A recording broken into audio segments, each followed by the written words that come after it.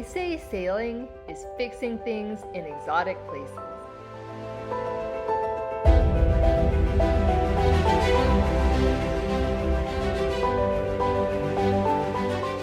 In the 7,000 sea miles across the Atlantic and Mediterranean since our last refit, here's what broke.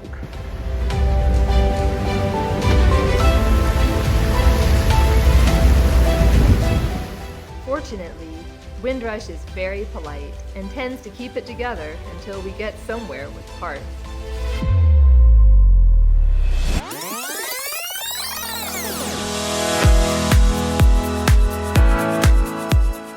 We had just crossed the Atlantic, got tattoos to mark the achievement in Portugal, and made our way to beautiful Cadiz in Spain when the first problem cropped up. When I lifted the floorboards for a routine bilge check, I found a pool of diesel. It turns out the injector pump on our Volvo Penta engine had sprung a leak, and that is no easy fix. Amazingly, we were docked with inside of a Volvo Penta engine repair shop who got us back underway within 2 days. Next, we were motor sailing into the Bay of Gibraltar, praying not to see any orcas, when the prop shaft seal failed, spraying seawater all over the engine room. It was a holiday and the marina had no mechanic on hand, but we found a guy who had sailed his boat over from South Africa and worked as a handyman when the locals were off. There was no way to lift the boat out of the water, but my new mechanic friend confidently advised me how to replace the seal while in the water. This involved decoupling the prop shaft and pushing it out just enough to slide the old seal off while blocking the pressurized seawater with a dish towel, then sliding the new seal on and redoing the coupling. Next, we were off to magical Cartagena when we realized the alternator wasn't charging the batteries. We again got lucky and found someone to confirm that it was kaput and replace it on a day's notice.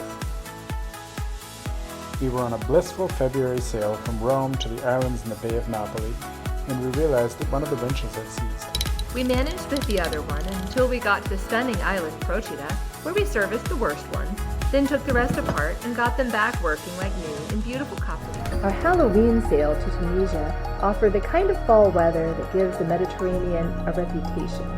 We beat into the short, steep waves of a gale through the pitch black of a moonless night. I came up to my watch to see the red light on port was missing and the green starboard light was swinging wildly through the spray from its wire.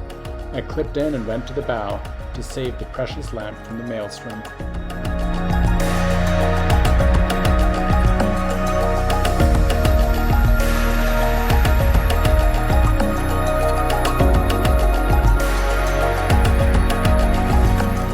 Here we are fixing our navigation lights during a storm on the way to Tunisia.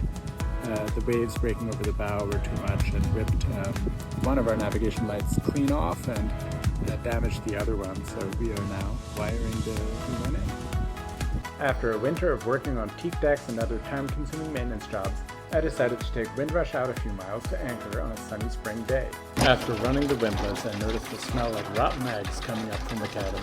Thinking I might have forgotten some food that went off, I searched the galley and bilge, but to no avail. As I worked my way to the aft cabin, the smell got stronger, increasing as I pulled the mattress off the battery compartment. Once I gained full access, I realized that one of the house batteries had started a chemical reaction and was warm to the touch. I quickly shut off everything and ventilated the cabin and then raised the anchor by hand to not make the problem worse. With help from some wonderful locals, I got the old batteries off and new, even better ones installed.